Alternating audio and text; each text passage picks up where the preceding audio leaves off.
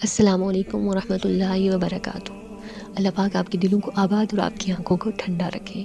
رمضان کی بابرکت گھڑیاں شروع ہو چکی ہے، وقت ہے کہ ریت کی طرح ہاتھوں سے پھسل رہا ہے۔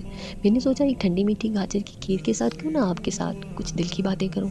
ویسے آپ سوچ رہے ہوں گے گاجر کی کھیر اور رمضان کا کیا تعلق؟ ہم اکثر گرم اور فرائیڈ کھانے زیادہ کھاتے ہیں افطار میں، اس سے نا ہماری اسٹومک کافی ڈسٹرب رہتا ہے۔ میں نے سوچا جاتے ہوئے گاجر کے سیزن سے کچھ فائدہ اٹھا لوں۔ یہاں میرے پاس بوائلڈ رائس تھے، میں نے 1 کپ کے قریب رائس کو ملک میں ڈال کر میش کر لیا۔ پھر کڑاہی میں نا میں نے 1 لیٹر کے قریب دودھ ڈال کر اس میں تھوڑا سا الائچی پاؤڈر ڈال دیا۔ اب جب دودھ میں ہلکا سا بوائل آیا، میں نے وہ سارا مکسچر اس میں ڈال دیا اور اس کو ہائی فلیم میں چھوڑ دیا۔ اب ہم نا کھیر بنانے کے ساتھ ساتھ کچھ باتیں بھی کرتے ہیں۔ ہر طرف رمضان کی نا رونقیں ہی رونقیں ہیں، یہاں تک کہ ہواؤں میں بھی ایک الگ سی خوشبو ہے، جیسے ہر طرف سکون ہی بکھرا ہوا ہے۔ ہر کسی کے لیے رمضان ایک الگ سے اسپیشل ہوتا ہے، الگ سے اس نے کچھ سوچا ہوا ہوتا ہے۔ اور میرے لیے نا یہ رمضان اس لیے بھی بہت اسپیشل ہے کہ مجھے لگتا ہے کہ رمضان اور دعا کا آپس میں بہت بڑا اور گہرا تعلق ہے۔ پکارنا، اللہ کو پکارنا، اللہ کی قربت کو محسوس کرنا۔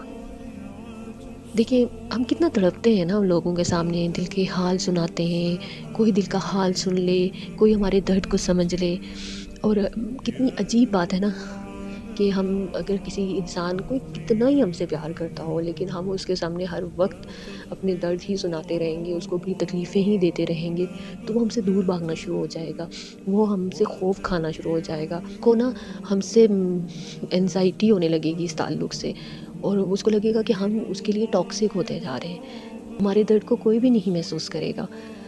تو ہم کیا کرتے ہیں اس پہ، ہم نا اس دنیا کو بے وفا کے کرنا دل ہی دل میں کرتے رہتے ہیں، اور اس سب میں ہم یہ بھول جاتے ہیں کہ کوئی ہے جو ہر لمحہ ہمیں سننا چاہتا ہے، جو ہم سے بیزار نہیں ہوتا، جو کہتا ہے تم مجھے پکارو میں تمہاری پکار کا جواب دوں گا۔ اور اس کے لیے ہماری تکلیف نا چھوٹی نہیں ہوتی۔ اللہ سے نا میرا پہلا تعلق دعا کے ذریعے جڑا تھا، شاید تب سے وہ بچپن کے چھوٹے چھوٹے واقعات، جب اللہ پاک سے ہر لمحے اللہ کو پکارنا، جب ٹیچر ٹیسٹ لینے لگے یا کوئی لیسن سننے لگے اور یا کوئی شرارت کر لی اور اس پہ سزا ملنے لگے، اللہ پاک اللہ جی بچا لیں پلیز، اس پر لاسٹ دفعہ بچا لیں اللہ، آئندہ میں پڑھ کے ہوں گی، آئندہ میں یہ چیز نہیں کروں گی، آئندہ یہ شرارت نہیں کروں گی، اور پھر اللہ کا بچا لینا۔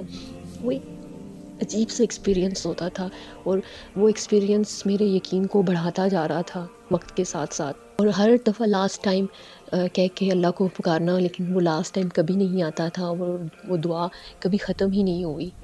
اور ایسی زندگی کئی واقعات سے بھری پڑی ہے جہاں اللہ کو پکارا ہوگا اور وہ بہت قریب سے سن کے اللہ نے لبیک کہا ہوگا، تب سے نا میرا اور اللہ پاک کے درمیان دعا کا تعلق بن گیا۔ چلیں آپ کو میں ساتھ ساتھ کھیر کے بارے میں بھی بتاتی ہوں۔ میں نے 3 یا 4 گاجریں ساتھ کرش کر کے نا پین کے اندر تھوڑا سا میں نے دیسی گھی ڈال دیا تھا، کیونکہ دیسی گھی کسی بھی ڈش کا فلیور بڑھا دیتا ہے، اور خاص کر کے حلوے کے اندر ہو تو وہ اور ہی زیادہ فلیور کو بڑھا دیتا ہے نا۔ تو میں نے اس کے اندر دیسی گھی کے اندر اس کو فرائی کیا، تب تک فرائی کیا جب تک گاجر نے اپنے پانی خشک نہ کر لیا۔ اس طرح کھیر میں نا زیادہ ٹیسٹ آتا ہے۔ اور پھر میں نے جب دودھ کافی زیادہ تھک ہو گیا، جو میں نے وہ دودھ چڑھایا ہوا تھا ہم نے کڑھائی پہ، وہ زیادہ تھک ہو گیا، تو میں نے وہ پیسٹ نا اس کے اندر ڈال دی اور اس کو تب تک پکایا جب تک کھیر گاڑھی ہو جائے۔ اور یہاں میں آپ کو دعا کے بارے میں بتا رہی تھی۔ دعا نا وہ شارٹ کٹ ہے جو انسان کو بہت جلد وہاں پہنچا دیتی ہے جہاں کوئی اور عمل نہیں پہنچا سکتا۔ میں جانتی ہوں ہم سب کی زندگیوں میں کہیں الجھنیں ہیں جن کو ہم سلجھانے کی کوشش میں ہیں، لیکن ہمیں کوئی سرا نہیں مل رہا، ہمیں راستے نہیں مل رہے۔ تو دعا وہ راستہ ہے جو آپ کی الجھنوں کو سلجھا دے۔ تو کیا آپ دعا کے بارے میں حقیقی موئی سے سننا چاہتے ہیں؟ کیا آپ جاننا چاہتے ہیں رمضان اور دعا کا آپس میں کیا تعلق ہے؟ ایک جگہ سمیرہ حمید کے ناولز میں نے ایک لائنز پڑھی تھی تو میرے دل کے اندر تک اتر گئی۔